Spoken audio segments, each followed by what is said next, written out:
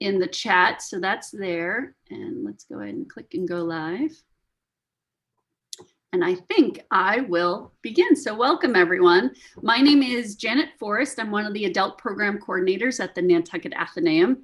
And I'm very excited for this evening. As you know, we are holding a number of One Book, One Island events. And this year's selection was The Yellow House by Sarah Broom. And tonight, our speaker is Dr. Lydia Clemmons. And I'm going to tell you a little bit about her. Lydia is a medical anthropologist with a 35-year career leading ethnographic research and community development programs in the US and more than 20 African countries. She has served as a senior executive of numerous national and global programs and has worked for the US Agency for International Development, the World Health Organization, UNICEF, and numerous US nonprofit organizations.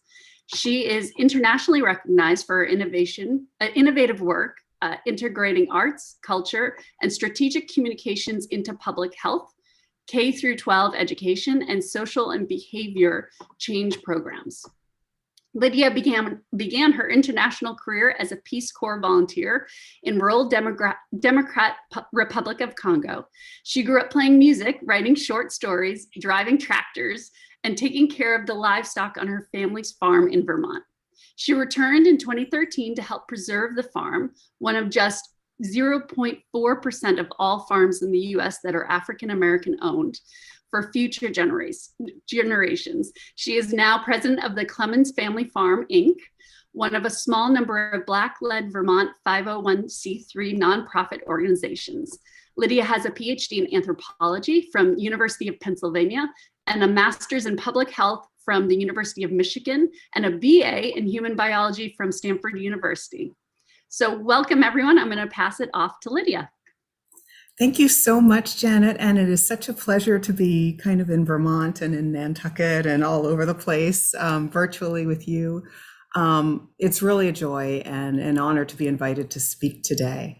So without much ado, I'm going to try to pull up the presentation.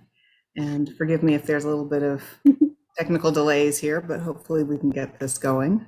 And it'll be a little bit interactive. So if you have a question, I'll be keeping my eye on the attendees. You can raise your hand, or if you're a little timid, you can go ahead and put comments and questions in the chat. I'll have an eye on that. Okay, so as I put up this screen, I just wanted to let you all know I cannot see you. I cannot even see my co-host, co-facilitator, Janet. So I'll rely on anybody just busting in and saying, Lydia, because I can't see anything. I also want to give a fair warning that I come from a long line of storytellers. And so we tend to be long-winded and things can go on forever. So again, if you need a break or if I'm running over, I'm going to rely on Janet to just say, Lydia. I will also do my best to do little check-ins with you all and making sure that you're okay and you're still with us. These are my parents. Wonderful people, Dr. Jackson and Mrs. Lydia Clemmons, and they are here in a storytelling moment. And Janet did send out a link to the story on YouTube that my parents are telling about this staircase. And in fact, today's talk is all about stair stories. And I'm going to be talking about stairs and growing up in Vermont and life in Africa and a lot of other stuff, a bit of African American history as well. So in this picture, what you'll see is my parents are telling a story about the stairs. They're sitting in our family home in Charlotte, Vermont. And my mother is talking about the staircase, which in 1962, when they purchased the house, did not look like it does today. She's telling everybody that the stairs were full of thick coats of old paint that my dad had to spend his evenings every day after work kind of carving off. And my dad is also talking about the banister that he's holding and the railings. There are about 100 of them that were also covered in thick paint that he had to remove and then repair and then refinish and then put all back together again. But they're telling a story about what it was like to be a young couple moving into their second home, but what they knew to be their forever home a home that was built in the 1700s, and that they wanted to make a haven for their children and their grandchildren. And so if you were to go onto the YouTube, and I hope you have seen it, you'll hear a very charming story told by my parents about that staircase. So I'm an anthropologist, as Janet mentioned, among other things. And it's interesting to just think about these stairs in our family home and the many stories around these stairs. I'll be sharing some of these stories with you this evening. But before I go deep into my own storytelling, I wanted to take a minute and invite all of you in the audience to think about an object. Just think about an object or a physical place or space in your home that has a special meaning to you. Just think about it. Some object or some space in your home that has a special meaning to you. And that object or that space should be something that could help you talk about your life or about things that are important to you. Select just one or two words that name the object or space. Don't select a bunch of like a whole sentence and a long paragraph and a short story. Just one or two words that name the object or the space. And then write them. And you can go ahead and put that in the chat. I put my teapots. Good. So Janet's example is my teapots. My example is the stairs. What are your examples? What is your object that could help you tell a story about your life, about yourself? We have a lot. Oh, good. Can you read those? Because I can't see any of the chats, and I also lost my glasses. So they're going to a ceramic rainbow, a wedding bench, a sewing machine, weather vane, my carved wooden chicken. Someone put my library, and my potting shed, a German stein. Wow, these are all great. I wish we could post pictures.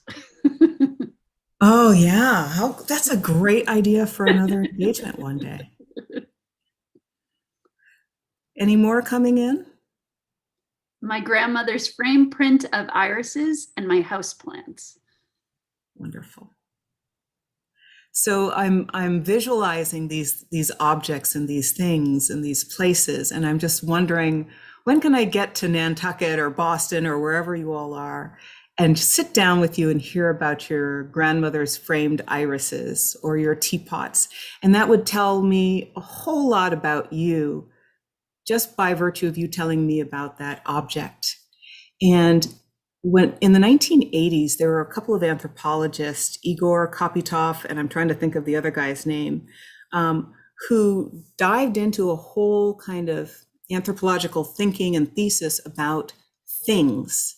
And they wrote a couple of publications called The Social Life of Things, and started anthropological inquiry by kind of just following things from one spot to another, and the story of how things move from one place to another or from person to person tells a lot about a culture or a person or their relationship. And so things in our home can tell a lot about us and a lot about our lives. And so that's why I want to tell you about stairs, so you can learn a little bit about me and the family and some deep family storytelling and African-American history all around these stories of stairs. So what you're looking at is the same staircase that my parents were sitting in the other image. It's the front staircase. And when we were kids growing up in the 1960s in Charlotte in this home, my parents would occasionally make the rare getaway trip to New York. They'd take the Amtrak train from Port Henry, which is right across Lake Champlain from us, and go all the way to Penn Station in New York City. And they were antiquing. They were looking for old antique furniture, not nice stuff, really like awful stuff that was just kind of like thrown in a corner and you could get it for $1. They would buy it really cheap and then bring it home so that Dad could fix it up and refinish it. My dad is a very gifted carpenter, among many other things. And so he could take an old piece of decrepit furniture and turn it into something magnificent. And so they would go and do a lot of shopping in New York. Now, while they were gone, they would leave their 5 kids in the good care of a kind neighborhood lady in Charlotte, or perhaps one of our grandmothers who was visiting, and they would take care of us. Now, because they were elderly ladies, they were physically present, but of course they couldn't keep their eyes on 5 naughty kids all the time. And so it was during these glorious opportunities of unsupervision, the parents were gone, old ladies were like knitting in the kitchen or something, that we kids would find all kinds of things to do with these stairs. Now, these stairs were forbidden to us as kids. The only time we were allowed on them was during special holidays, for example, when we could all as a family descend down the stairs, for example, for Christmas, or special parties when they had people come over for cocktails. And also we were allowed on the stairs on Saturdays to clean them. So my sisters and I would have big pots of soapy water, and we'd clean and whitewash those stairs, wooden stairs, and we'd polish and dust all of those banisters. It would take hours on a Saturday. Those were normally the only times we were allowed on the stairs. So when the adults were away, we would find all kinds of wonderful things to do on these stairs. By the way, the house does have a back staircase, which is a very humble, narrow staircase, not nearly as glorious as this one. And that's the one that the children were supposed to be using to get up and down the stairs. We were not permitted on the front stairs.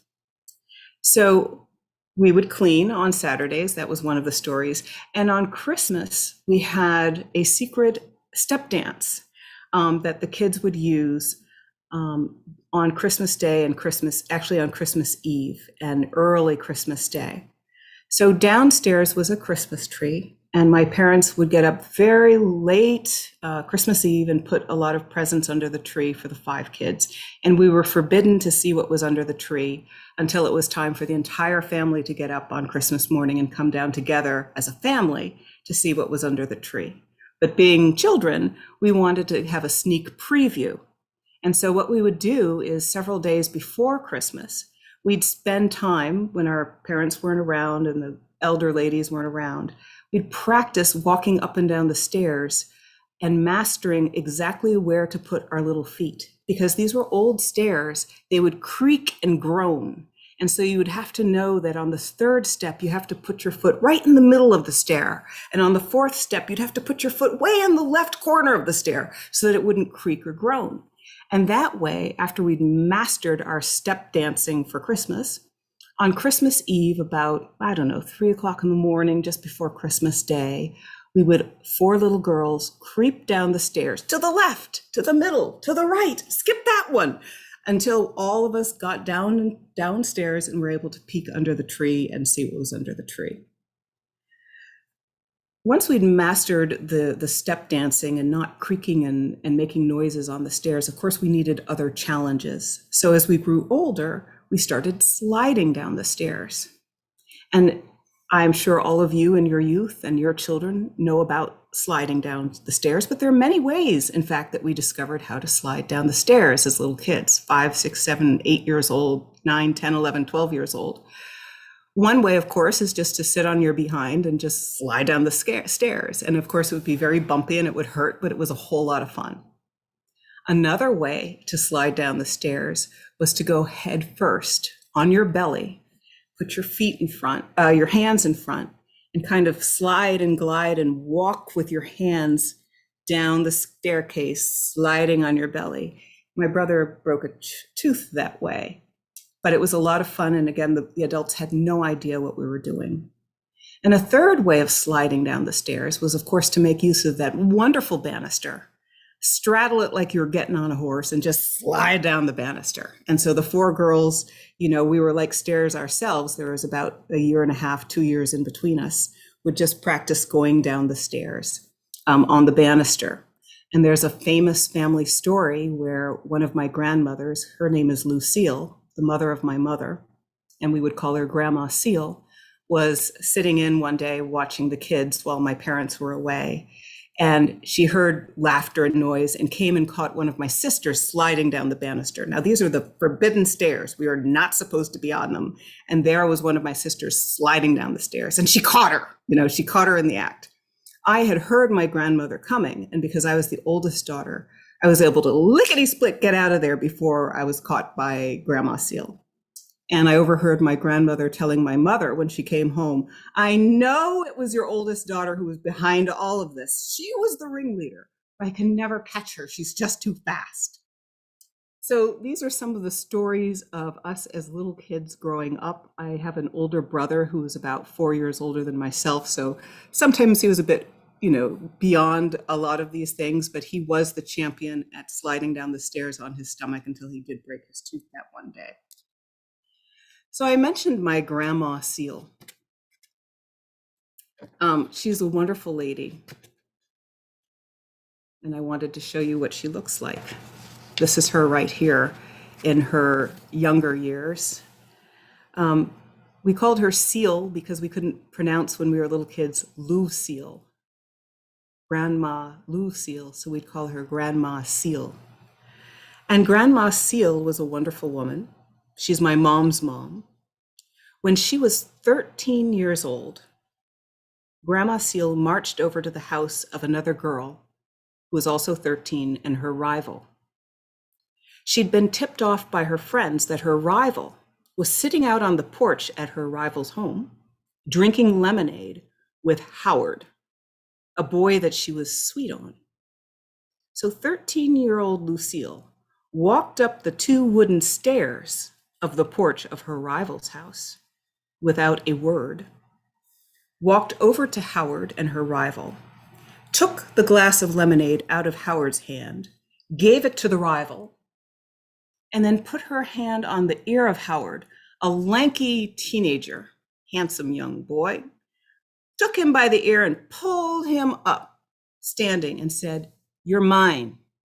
Come home with me. Come on." They were married the next year when she was 14 and he was 18. And it was about 1920 in a small town in Louisiana. She got her man at the age of 13 by walking up those 2 stairs in that porch of her rival's house, claiming him as her own and bringing him home, and they were married. Grandma Seal gave birth to my mother in 1922 when she was 15 years old, and her sweetheart, Howard, was 18. They had their own tiny little house, a log cabin really, and it was the house where my mother was born. Howard's father had given him and his wife, Lucille, an acre or 2 of land, as was the custom back then in the 1920s in rural farming Louisiana. Howard and Lucille were farmers. They were young, they were in love, they were very happy, but there was one big problem. Grandpa Howard hated farming. He hated it. And so he and Lucille dreamed of a day when they could get off of that farm and move away to some big city. Remember, again, they were still teenagers, even though they were parents. One of Howard's sisters started writing Howard a many letters, urging him to join her and her husband in a town called Smackover, Arkansas. Smackover was about 100 miles north of them, and it was an oil boom town. Oil had been discovered. There was a lot happening. It was the place where young people wanted to go and wanted to live, not on some little old farm in rural Louisiana. So one fine day, Howard and Lucille decided when their little baby, my mother, Lydia, was just 6 months old, that the baby was old enough to travel. And so as soon as she was 6 months old, they packed their tiny little suitcase and left the farm, just left the crops in the field, left and went to the town of Smackover, 100 miles away, and joined Howard's sister and her husband and their little baby in a tent. These 2 young couples, Howard's sister and her husband, Howard and Lucille, they were all teenagers. They were poor. They didn't have much money or any money. What they did have was a tent. And so the 4 young people and their 2 little babies spent a year living in a tent, and that tent was home. They were teenagers, and they liked each other.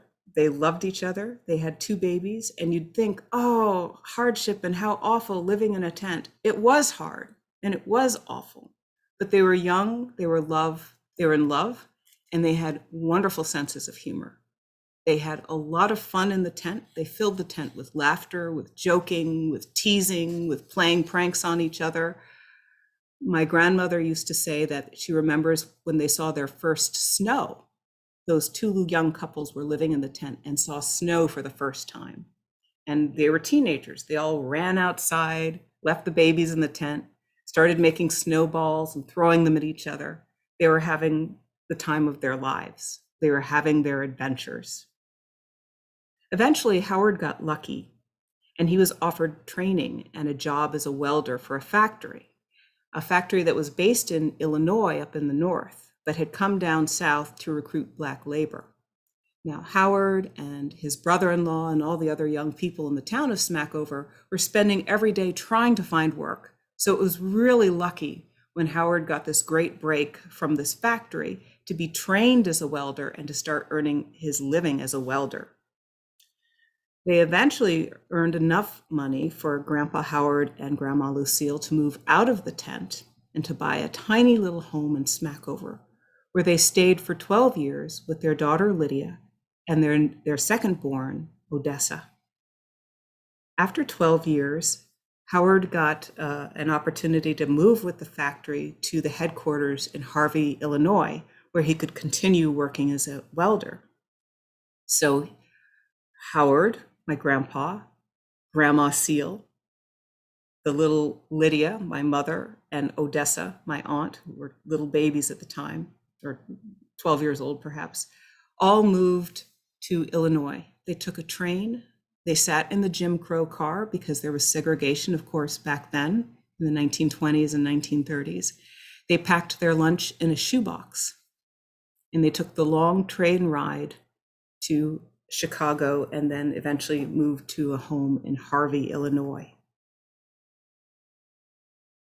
So Grandpa Howard and Grandma Seal left their home. They left a large extended family in Louisiana. They ran off to an oil boom town 100 miles away with an infant daughter. They spent a year living in a tent, and that tent was home. Life was hard. They didn't have a lot of money, but they had each other, and they had a secret skill of African Americans who have managed through centuries to live through hard times, to be resilient. And that skill, one of many that we have in our arsenal of skills as African Americans, is called Black joy. Finding joy when many others would give up in despair is an amazing resilient skill. You can find more stories about Grandma Seal and Grandpa Howard on our website or on our YouTube. These are the names of some of the family stories that are told by my mother about this amazing young couple who were my grandparents. So my grandparents made home wherever they were. Their love and their Black joy created home. Home was their oasis because they were together, and they stayed together for 70 years or more as a couple, married at the age of 13 and 16, and stayed in love for the rest of their lives. Home was also an oasis for me and my siblings, my parents. This is one of the photos that my mother insisted we all have when we were little kids. In Charlotte, it was the thing to do is to get a family portrait. My dad most likely was working in Burlington. In 1960 Charlotte, Vermont, the Clemmons family was the only Black family in that small rural town. Another Black family did move to Charlotte for a while. The father of that family also, like my dad, worked at the University of Vermont, and the children of that other family were about the same age as us Clemmons kids. But they were all the way on the other side of town in our rural farm community. We didn't have a chance to see them very often. And so home was an oasis for us in many ways. We were in a state that in the 60s was the whitest state in the nation.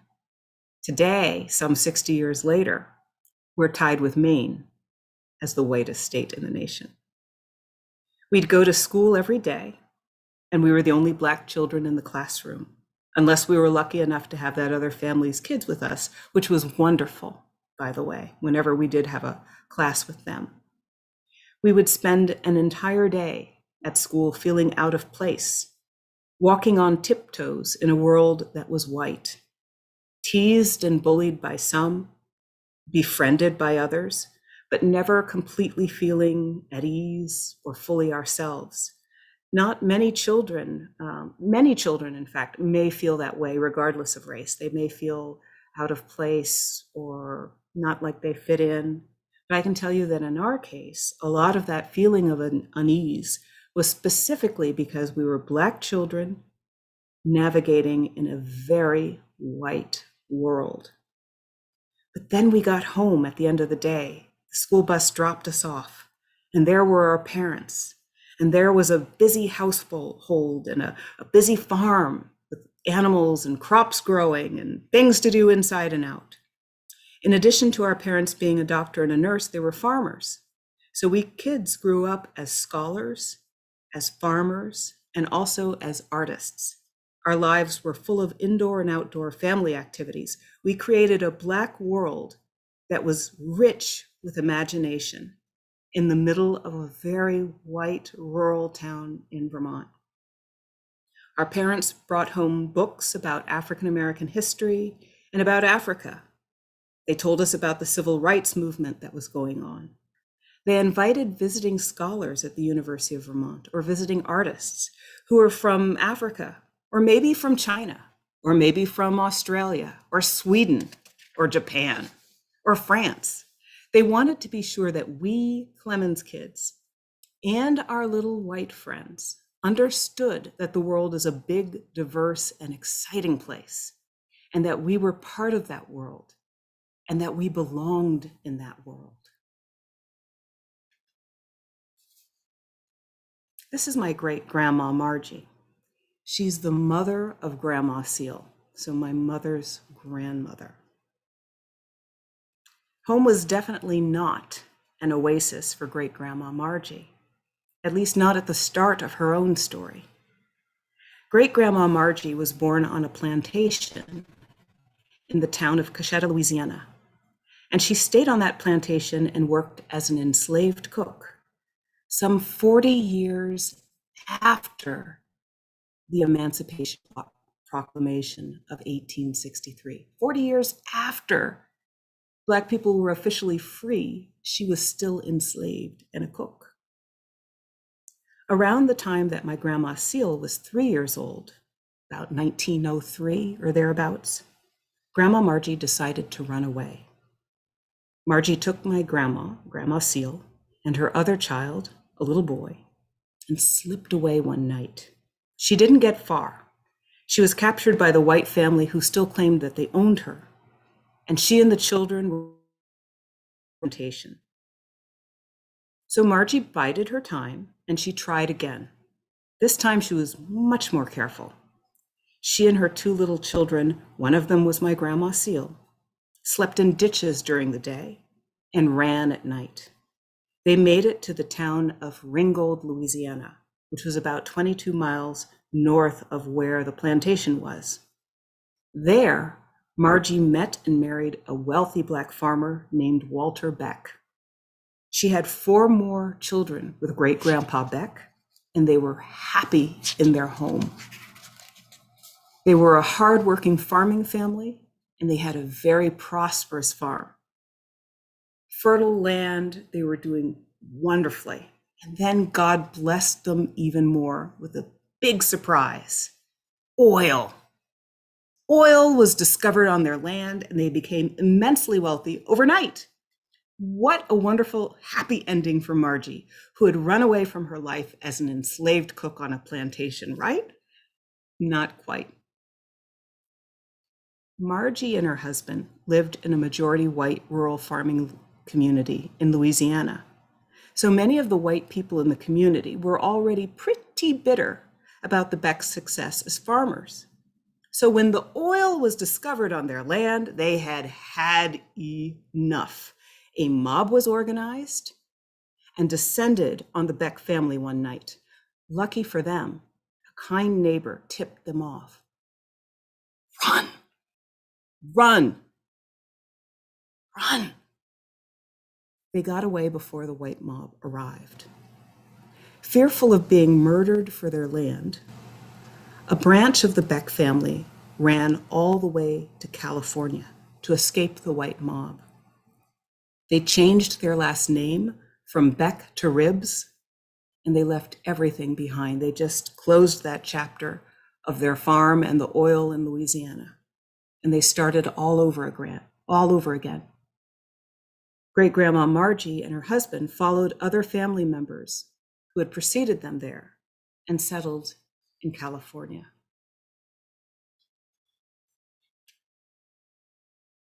That's great-grandma Margie and her husband Walter, right in the middle, surrounded by wonderful families. You can see my grandma Seal and Howard are up there on the right.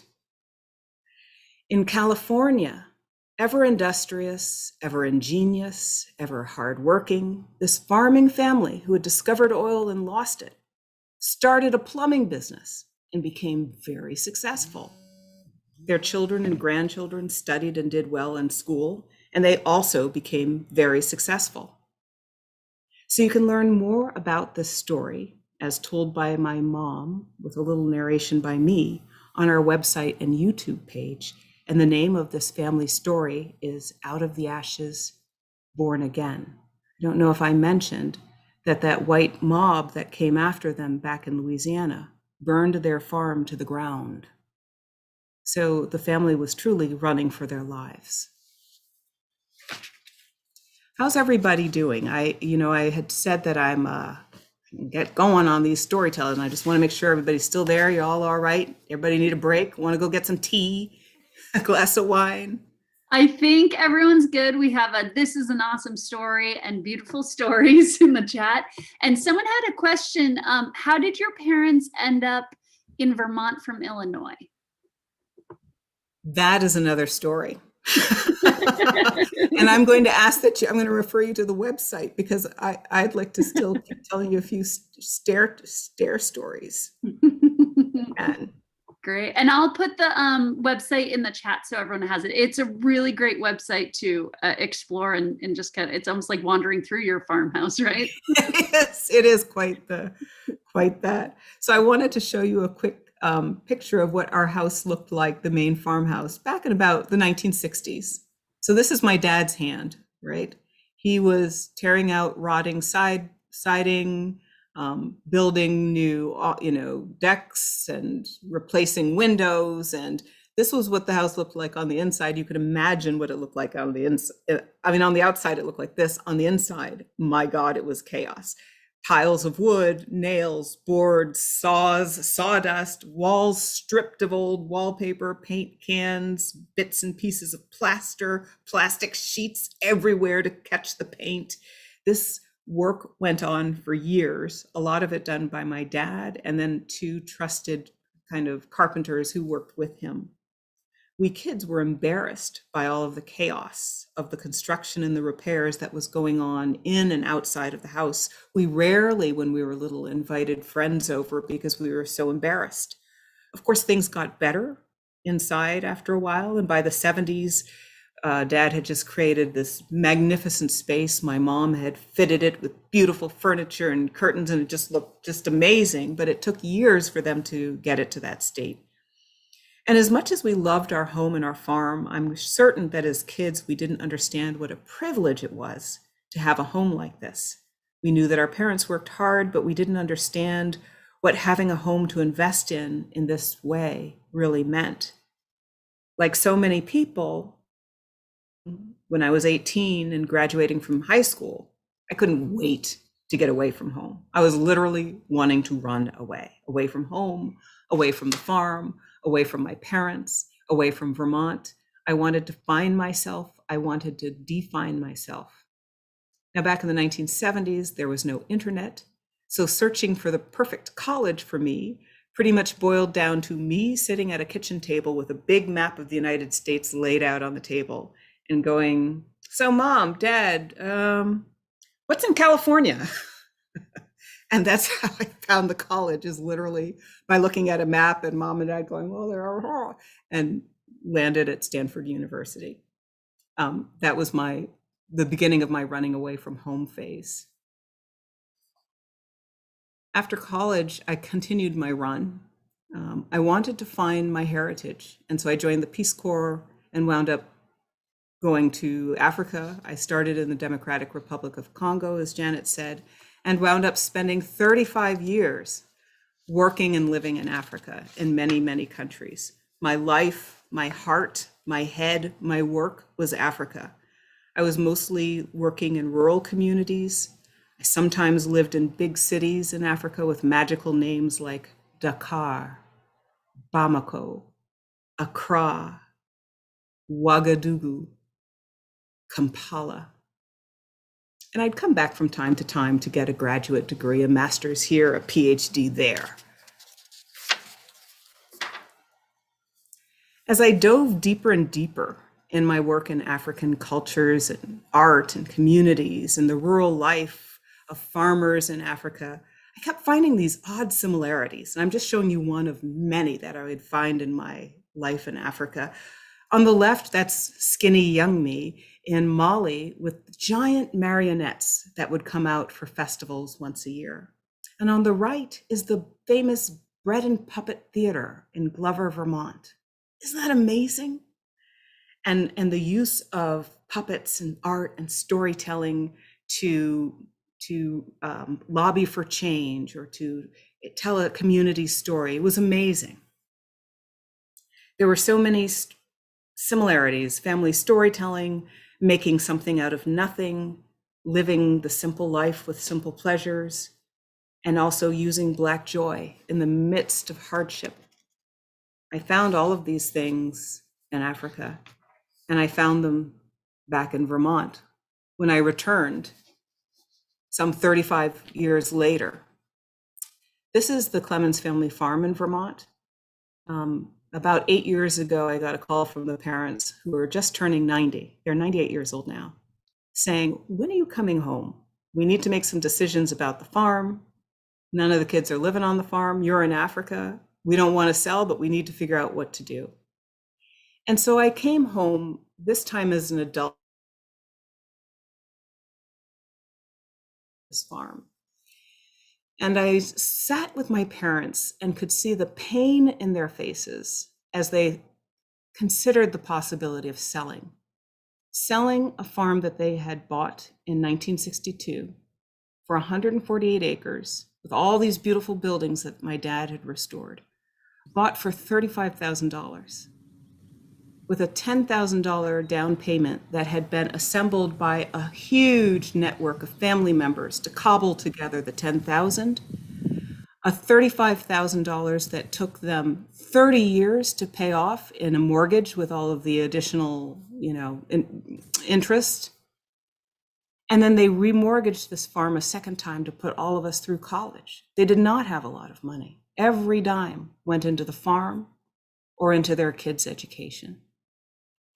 And while I was home about 8 years ago, there was this ingenious young man living in Charlotte, one of the neighbors, who had a drone. And I said, would you just take a drone, video so we can really see what we're looking at here? And he gave us this video. Of course, not with all the text, and I'm sorry that it's lagging and you're not being able to really see the full fly around. But it was the first time our family had seen the whole property and an aerial view, the way that a drone can do. And it was just breathtaking. And I remember sitting looking at this with the boy from the neighborhood. He was only about 17 and really a genius with drones. And my parents and our jaws were just dropping, saying, that's our farm? We own all of that? And, looking at each other saying, we can't sell this farm. The challenge was the property taxes. This farm is no longer a $35,000 farm. It's a multi-million-dollar estate. It's still a working farm. When we physically stopped farming as a family, we started leasing the farm out for free to neighbor farmers who would farm the land and keep it in use. So it's always been a working farm.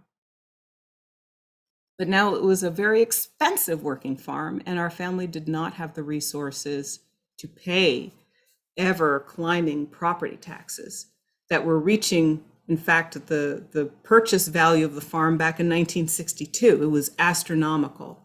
And thinking, how can we hold on to the farm without selling it? Should we rent it?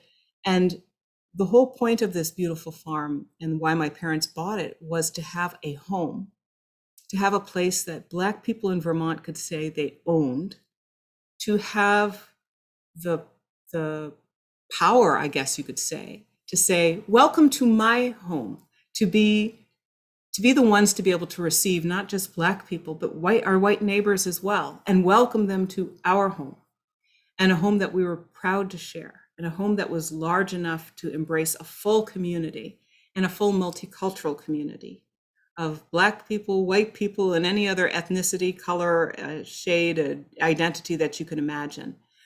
That's what that farm had always been for us growing up. That's why my parents invested their heart and souls into this property, was they were thinking of the future. And so I started thinking not only about the land and all that my parents had done with the property, but also their legacy in always creating a place that celebrated our African-American heritage, our culture, our art. On the left is a photo of my mom in the 1980s. She had launched the very first African art import business in the entire country on this farm in Charlotte. She's walking out of a building that used to be an old blacksmith shop that my dad restored, and it was her shop for her African art. And she's walking, back home to the main house from a day over working at the shop, probably on a weekend. This shop now in 2021 and 2019, I'm not going to talk about 2020 because you all know what happened in 2020. We were starting to have artists and art activities in the shop where she used to sell African art. So at the top picture is one of our collaborating artists who's originally from Jamaica. And the bottom is one of our collaborating artists originally from Haiti. One of the amazing things about coming back to Vermont after almost 35 years away was to find all of the peoples who I had left on the continent and in the diaspora living in Vermont. So the Clemmons Family Farm now has a network of nearly 200 collaborating artists of African descent in Vermont who are affiliated with the farm and come to the farm or join us in different programs around the state of Vermont.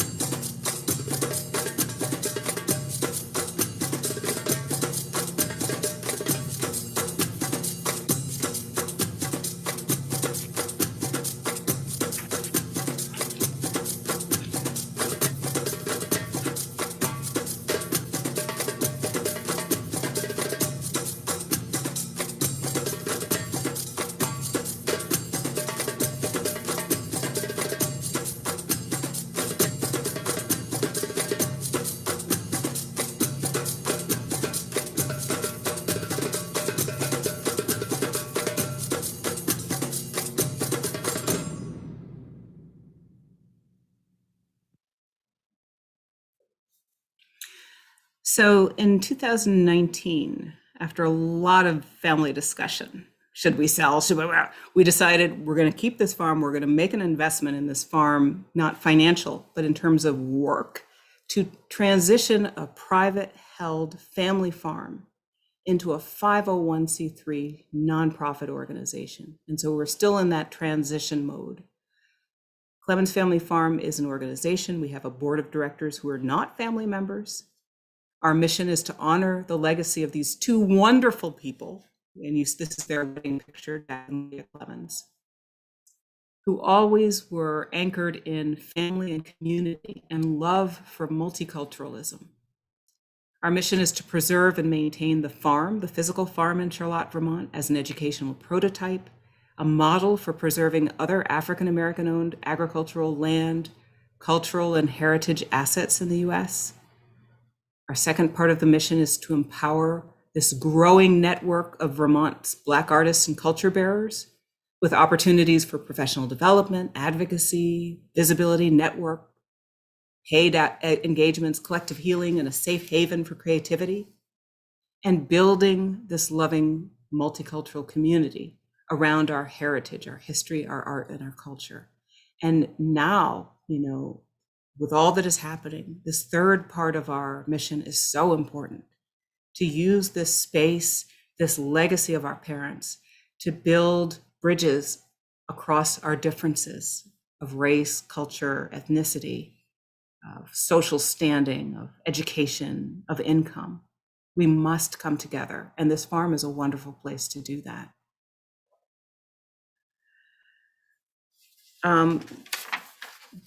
The other issue, of course, let me see if I think I skipped a slide. I just wanted a little bit about us. We are one of the largest African-American owned historic farms in Vermont. As Janet had mentioned in the intro, we're one of just 0.4% of all farms in the US that are Black owned. We are on Vermont's African-American Heritage Trail, one of 23 historic landmarks. And may I say, of the 23 historic landmarks on Vermont's African-American Heritage Trail, we're the only site that's actually owned and stewarded by African Americans. And we're offering African American heritage, arts, and culture program, and have been doing that since 1962. Now, before I close, again, this has been a presentation with a lot of privilege in it, even as a Black person. Homes are contested. Homes are a privilege. There are so many people, not just African Americans, so many people who have lost their homes, who have never had a home, who are homeless, who are fighting to keep their homes. Within the African American scene, as we think about the future of the Clemmons Family Farm, I'm thinking about a few African Americans who have had homes and have had to fight for their homes. Henry Louis Gates, a Harvard professor, and I'm sure many of you follow many of his wonderful programs on television, on public television, on history, in Cambridge, Massachusetts, was arrested in front of his home because someone thought he was breaking and entering into his home and called the police.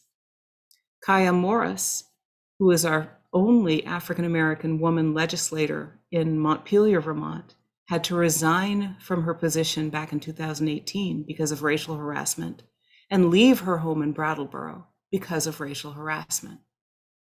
Breonna Taylor, who we know very well from the news, was murdered in her home, some will say killed, in Louisville, Kentucky in 2020. And now we have Clemmons Family Farm. Just because we're the Clemmonses, just because we're in Vermont, it does not mean that our home is not contested.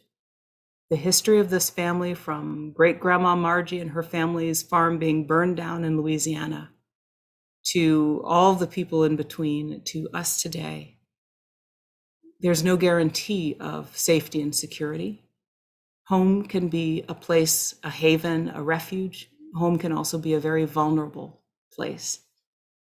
And so we are thinking that every day as we go forward, and remembering those who came before us and trying to honor them as best we can. And I am welcoming you on behalf of my family and the Clemmons Family Farm. When the pandemic lifts and it's safe to visit us, please do. Please see what I'm talking about multicultural community building and building a home that we can share with everyone. You can learn more about us at clemmonsfamilyfarm.org. Thank you, Janet. And I am now going to turn off the screen so I can at least see you and answer questions if we have time. Yeah, we had a couple of questions. We have great comments. People said, what a fascinating story and stories. Fantastic, warms my heart. We did have another question in the Q&A. They want to know Liz wanted to know what happened to the oil. Is that answer on the website? No, and the thing is, again, when the family left and changed their name, this is back in the 1930s. I mean, I wouldn't be doing webinars. I'd be like sitting with Oprah if we had that. Probably I still do a few, but they had to completely shed their identity, hence any right to that land. So that oil is now owned by whoever are the children or grandchildren or great grandchildren of that mob who just took over that land. And that story is repeated millions of times. That's why there's so much talk about reparations for African Americans. They lost so much land and so much wealth.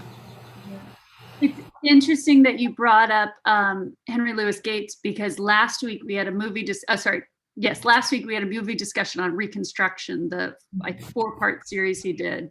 And he was very much a narrator for that piece, but even him as a professor, as a leader, as a communicator and presenter, is not telling the story, but experiencing the story. It's really quite shocking. Yeah. We have a comment. I live in West Addison, right across from Port Henry during May to October, so we can't wait to visit your farm. Yay! Port Henry has a lot of special, that's where we always went to catch the train to go to New York. And please, you can put your questions in the question box or in the chat. And it's funny, you started talking about the staircase, and I had a recovered memory when I was little. I grew up in Walpole, which is a suburb of Boston, and I had this friend Courtney, and she was the youngest of 12 kids. They were the Armstrongs, so a big Catholic family, and they had this big old house. And when you walked in, they had a staircase, and there were 12 steps to get to the stairs. And I actually remember the kids' names. So they would race, and that was their thing. They'd play on the stairs and run up, and on each step they'd say a kid's name. Courtney, Caitlin, Megan, Aaron, Amy, Holly, Sean, Danny, Peter, Chris, Tim, and Jay. Oh, that's wonderful. That's wonderful. That's a great Stair story. Yeah. So it's so funny. Like when you're a kid, you're mischievous, and as soon as they're not looking. But yeah, I thought of that story. It was so interesting. We had another question. Julie wants to know when they left quickly, did they at least have some of their funds with them? Nothing. They had no money. When the Beck family left, they left at a moment's notice only because a neighbor said, "Go now, they're coming." They had no real advance warning. And so they grabbed some clothes. Maybe they grabbed, if they had a little money, they grabbed that, but they didn't have time. And everything was burned to the ground. Wow. Yeah. Let's see. What do we have in the chat? We used to take the old boat over there to PH to pick up our relatives from New York City at Port Henry train station. Sarah's asking who took the Beck's land and the oil money. I wish I knew. I wish I knew. Possibly there could be some really interesting research done to find out. As you know, I'm sure a lot of that history was deliberately hidden.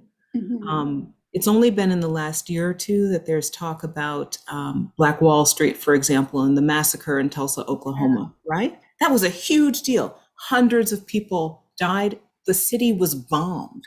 Yeah. And it was kind of erased from history until very recently, right? So those kinds of things you'd have to do a lot of research to see who took that land. Yeah. Well, and I imagine your background in anthropology helps you trace your history, gives you the skill set to do that. And I'm curious, since you have that skill set and that knowledge, in Reconstruction, the PBS special, they talked about how even when enslaved people were freed, it wasn't like you just went back and found your family, and it's not like you could just hop on Facebook and track people down and people had changed their names. And it was not only, they had to go find their family, not just, go back to where they started. And I'm wondering if now with technology in terms of DNA and genealogy, is that making it easier for people to reconnect and find their history? I've certainly heard a lot of stories, in the African American community, and we are a very diverse people, right? Yeah. And so there are a lot of different takes on this, the ancestry.com and all of that. Mhm. There are certainly folks who are hungry to find their families and their ties back to Africa, because a lot of us don't know, before the US, where were we? But then there are another contingent of African Americans who are very skeptical and not trusting of the science. I'm going to give you my DNA and my blood sample for what? So there's some reluctance to share your bio data with a large firm that could do anything with it. Yeah. So, and I'm sure there are many other people who are in between, like me, who just, haven't thought about it much, haven't had time, frankly. So there's also that. Yeah. Let's see. We have a story in the chat from Julie. When we were young, we'd take cardboard and bend aside and hold on and slide too fast down the stairs. Pretending at a wall with 3 stairs going to the right and left, many abrupt stops and bruises. See, I never thought of that. See, we should all get together and have more stair stories. We never thought of that. That's brilliant. Let's see. We have a question. Is the Clemmons Family Farm working with educators to bring Black history into the classrooms in Vermont? Yes. I don't know who asked that. I did not pay for that question. But that is such the perfect question. We just finished a 6-week trial of a program called Windows to a Multicultural World. It's a remote learning platform. It integrates the arts into African American history and culture. And so we use some of our collaborating artists to help through poetry, songwriting, dance, and other visual arts to tell African American history. And the remote platform includes a curriculum, but very much infused with art and creativity. And we found that it's so important because there's a lot of joy, but there's also a lot of really hard history in African American history, American history. And the arts help us process that history in a different way, help us express our feelings in a different way, and help us be well and connect with each other in a different way. And so we are just about to finish the report on this. We did surveys. We worked with teachers and parents throughout Vermont with about 300 kids in K through 12 to try out this platform for 6 weeks. And we will be launching the report on how it all went, with the hope that we can scale it up statewide and even regional. Mm-hmm. Wow. Yeah, that would be amazing. And I think we've had a lot of conversations around race at the library, or through the library, not at the library, unfortunately, in the last few months. And that's come up a lot of people in their 40s, 50s, 60s, even, I'm 38, and saying, why didn't anyone teach me this in school? I would have wanted to know this. And there's just this huge gap. Exactly. And, yeah. Yeah, the report, it's a really good read, and we're going to, in addition to just a PDF, it'll be an interactive multimedia thing, so that you can click and see a little bit of the art and the engagements and the feedback from the teachers or the students. But it's really wonderful. It went much better than we had ever dreamed. Yeah.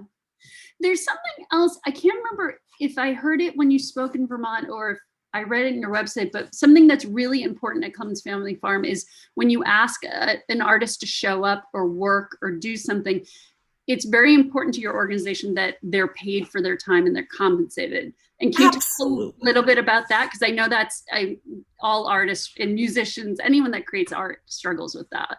Yeah, there is regardless again of race for a moment, there is sometimes, often I guess, an expectation that artists can just do their art for free.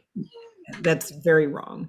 And that I think it's even worse when it's a Black artist. There's a legacy of slavery and assumption that Black labor doesn't have much value or shouldn't be considered.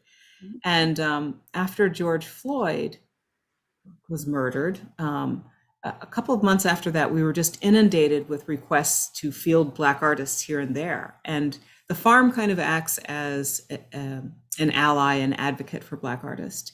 And so we'd get on the phone and say, great, you want 5 artists? Okay, so what kind of fees would you be paying these folks? They need money? You have to pay them? And there was a sort of, an innocent, well-meaning, but very misinformed assumption that Black artists should be just grateful that they're going to be featured on a webinar or put on someone's website, but they're not getting paid. But meanwhile, the organization that's hosting them or showing them does not forget to put the donate button, right? But the donations go to the organization and not to the artist. Now, that's not always the case. We have many partners who are wonderful with the artists and provide wonderful, equitable compensation, but it is a struggle every day to negotiate on behalf of the artist and say you must pay them for their labor and for their talent and their time. Yeah, and creating normalcy around that. Right. So it's, yes, setting those expectations and doing the ask, which is hard to do, I think, for anyone when you're asking for money. Right. That's why we do it for them, or we try to. I mean, certainly the artists are competent, capable adults, but it is easier when someone else is kind of doing the advocating for you. Yeah, absolutely. But also creating that sense of normalcy so that when organizations see Clemmons Family Farm, it's like, oh, you have speakers, you have artists. What are your speaking fees, and what, how can we bring you here? And just that expectation that, of course, you would compensate people for their time. And we always try to compensate the artist the absolute best that we can. We take if we take any commission, it's less than 10%. Often it's nothing. Everything we get goes to the artist fees. Yeah. We had a comment. Thank you for highlighting the point that Black artists need to be paid for their contributions, time, art, production, etc. Can you talk a little bit? I actually take care of goats and horses. And I was a 4-H girl as a kid. I was a proud Dairy Club member. And can you talk a little bit about I know you have an operational farm. So can you tell us a little bit about what that means in terms of the farm, not just the artist space? Well, right now we're still in that free lease mode where local farmers come and farm. They're, for the past, we haven't had livestock on the farm since the 80s when the family was farming ourselves. It's been crops, hay, and rotating wheat, soy, pumpkin, can't think of other corn, but rotating crops. But now with the change in the population, we're really reaching out to Black farmers. We've been in dialogue with, I think, the only African-American certified beekeeper in Vermont who may be starting some apiaries on the farm, and several other farmers, Black farmers who are into farms, flowers, and African food horticulture. So we'd love to grow some African diaspora culinary foods for the culinary arts programs. So we'll see. I think this year there's going to be a lot of changes and a lot more activity with Black farmers accessing the land, which would be fantastic. We have a couple more questions in the chat. Let's see. Sarah asked, do you ever collaborate with the Rokeby Museum? And she said she hasn't been there in years, but her dad took her there in the late 70s. And she wrote a paper in high school about the Vermont's role in the Underground Railroad. The Rokeby Museum is fabulous. It is one of the sites on the Vermont African American Heritage Trail. They're dear friends. They're just 10 minutes south of us on Route 7. And we're actually planning to collaborate around a Juneteenth program this year. So we're still talking and figuring that out, but they're wonderful. I highly recommend, if you're back in the area, visit us and visit the Rokeby. They have a beautiful exhibit now on the Underground Railroad as well, and a whole new building. Fantastic. Peggy asked, do you explore Black history and culture through the lens of food and foodways? And you just touched on that a moment ago. Yes, we do. And in our Windows to a Multicultural World program, we have 6 windows which look at African American history through different themes. This first theme that we piloted was called Traveling While Black. So we looked at history, all history up to present day times, through the lens of the African American experience of travel. The second window is about culinary heritage. And so we're going to be looking at African American history through the lens of food, growing food, cooking food, the whole spectrum of food and food sovereignty, and learning about history in that way. It's going to be a very delicious window because we'll also do a lot of eating of the food. Ooh, I hope I can go for that. And I think we have time for just one more question. Are any Clemmons family members actually still living and working on the farm? Absolutely. So I'm surprised that my parents haven't come in. I'm on one of the residences on the farm, and I live right now with my parents over the winter. We live together so I can keep a good eye on them. They're both 98 and very healthy and up and about. I'm really surprised. They're very curious and they always want to know what I'm doing in here. And then my brother and my son, who's actually a college student right now, but at UVM, is also on the farm. So there are 4 or 5 of family members on the farm at any given moment. And then siblings in the Burlington area and in Boston who come and visit from time to time, plus a whole load of nieces and nephews who come and go on the farm. Good. All right. What are any final thoughts? Anything you'd like to say before we wrap up? Well, just that it's been a pleasure. I'm sorry I can't see folks, but just that part of my point of the storytelling and the focus on stairs today was just how we can come together, how you can find things that might be something as mundane as stairs, and that really cool idea of taking cardboard and sliding down the stairs. I'm not going to try it, but I'm going to have one of our kitties try it. That it can bind us together as people, right? And that's what part of the farm does, is the storytelling, the arts and culture, ways to come together and really connect around that human connection, which makes it then easier once you've established that trust and that connection. Then you can start talking about some of those other things, the hard conversations. Yeah. But we start with building the connection, and then the hard conversations come after. Great. Well, I hope we have more of them. It's such a delight to have you. This was fantastic. Likewise, Janet. Thank you so much. It was such a pleasure, and I can't wait to visit Nantucket one day. Yeah. All right. Well, we have a warning. Don't go too fast sliding on the cardboard. Okay. I'll be careful. Great. All right, everyone, have a really wonderful night. You can find this again on our YouTube page. And be sure to, next time you're in Vermont, go visit the Clemmons Family Farm. Yes. Wear a mask. Wear a mask, yes. Bye, everybody. Stay